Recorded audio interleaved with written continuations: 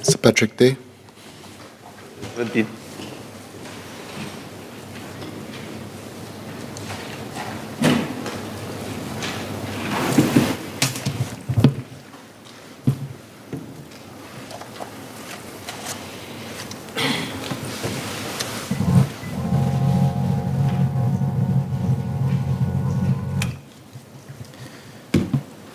Mr. Speaker, sir, the public service has seen an increase in attrition across the board.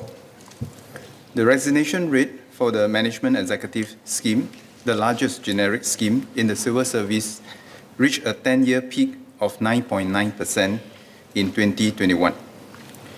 And the attrition has clearly picked up momentum in the last 6 months. Some specific segments, such as info communication technology or ICT, are experiencing elevated competitive pressures in the face of talent shortages and facing resignation rates that are even higher.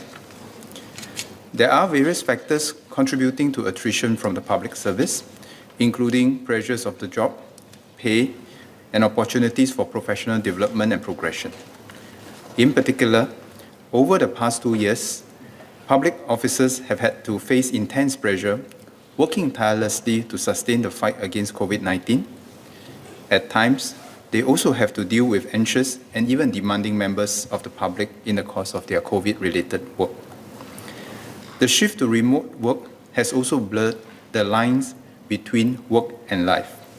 There is a risk of an increase in attrition from the public service as the economy recovers and job offers from the private sector increase.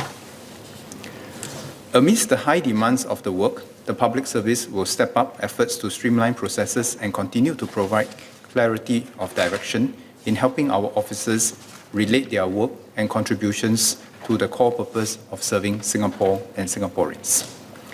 At the same time, the service has also stepped up efforts to support and care for the health and mental well-being of public officers. We are conducting regular webinars on well-being related topics such as resilience, mindfulness, nutrition, and physical exercise. We introduced a 24/7 counseling hotline as well as a Mindline at Work, a digital platform to help public officers access mental health resources. We have also built up a community of over 900 wellness ambassadors from 80 agencies. These are public officers who have volunteered to be trained and provide basic emotional support to fellow colleagues and act as ambassadors for mental well-being. Mr. Speaker, sir, the public service will review salaries and benefits of public officers and adjust them where necessary to keep pace with the market. These periodic adjustments help to enable the public service to attract and retain its fair share of talent so that we can continue to deliver a high quality of service for Singaporeans. In addition, we have made several moves to enhance the employee value proposition of a career in the public service by expanding job rotations and attachments outside the public sector to make work more interesting and fulfilling as officers get to experience and learn new things constantly. Mr. Patrick Day.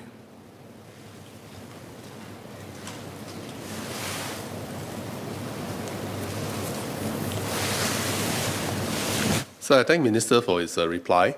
I have two supplementary questions. The first supplementary question is whether any of our ministries, stat boards, or any key essential services in the public sector is at a critical manning level, hearing from the attrition earlier. Second is what's the baseline work arrangement for the public service, i.e. the ministries or stat boards, to ensure, as we move into endemic and the next normal, officers continue to have that acceptable level of mental health and wellness.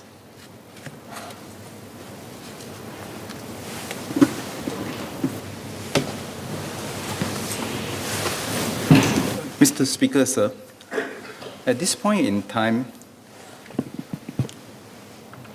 the general manning level of the public service is still healthy. But having said that, there are two areas of concern for me. First, there might be some localized shortages, and we will have to redeploy our officers accordingly to serve the public and to maintain the standards of service we require. Thus far, we have been very fortunate that the public service officers have in general been able to be cross-deployed and help out one another when the need arises. So for example, in the earlier PQ reply, when MOH needed additional manpower to man the hotlines, we were able to mobilize resources from CPF and other volunteers from the public service in general to be redeployed to help them on a temporary basis. So we will continue to do this, and I'd like to thank all the public service officers for stepping up to volunteer to cover some of these gaps at the localized shortages. But there's another area that I'm concerned with, which is the longer-term impact. And that's our ability to make sure that we not only deliver the services for today, but we are also able to continue to improve our system and processes for the future.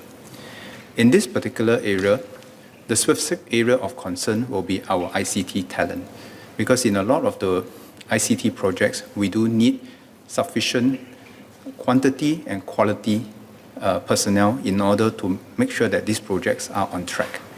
And given the hot market in the private sector for ICT talent, it is indeed a big challenge for us to get our fair share of talent. Of course, we understand that in the public service, we do not compete just on the basis of pay.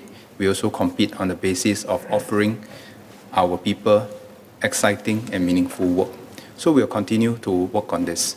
But in general, to answer Mr. Patrick Day's first question, in general, we are still able to hold up the system by redeploying and cross-deploying officers as needed to maintain the current level of service. But we must pay attention to the forward-looking services that we want to put in place to serve Singapore and Singaporeans better in time to come.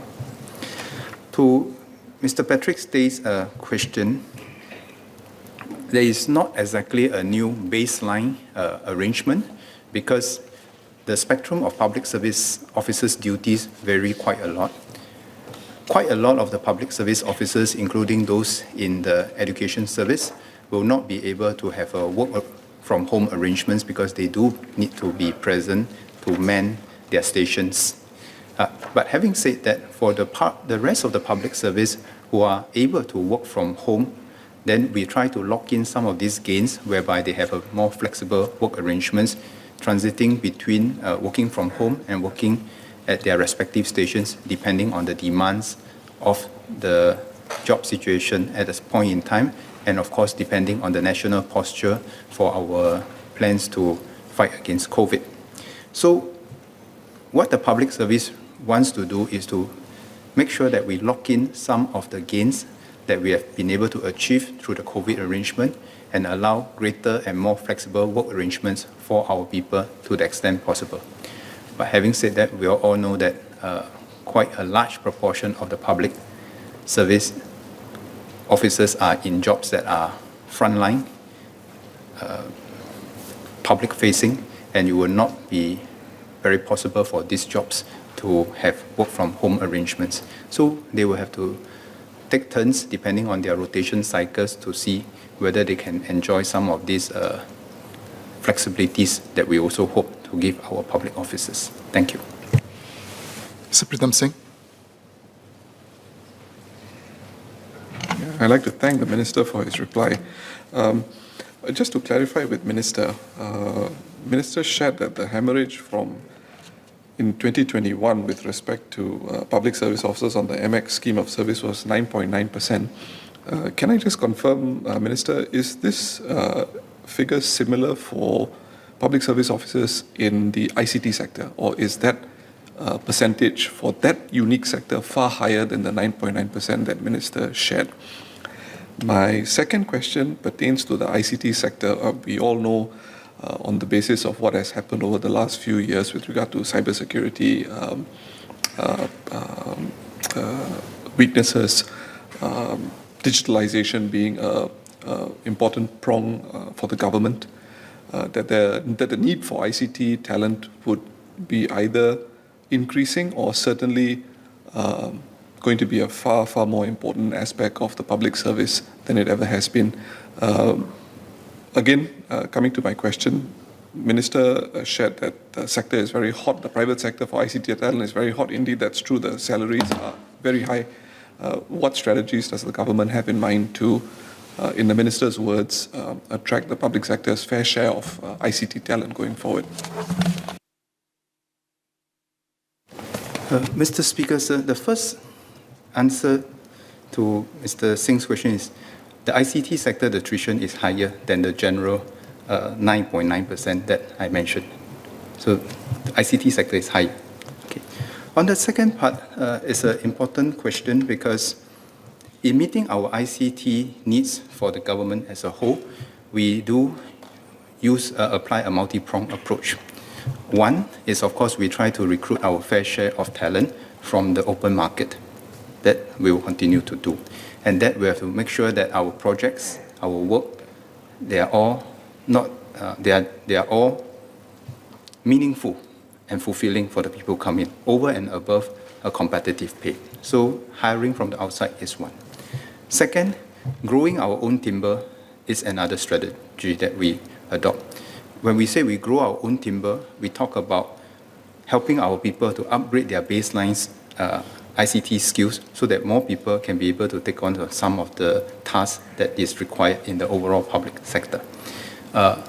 Retraining some of our own people are also possibilities that we are embarking on. So there is external recruitment, there's also growing our own timber. The third prong that we use to meet our own ICT needs is also to rationalize the way we demand ICT manpower. For example, to the extent that we can aggregate projects of similar nature, we will be able to do that because it helps us to save costs, it helps us to reduce the demand on the ICT manpower, and of course, over the longer term, it also helps us to have a much more integrated public service ICT system. So through these various multi-pronged strategies, we hope to have a holistic arrangements to meet the ICT needs for our public service going forward.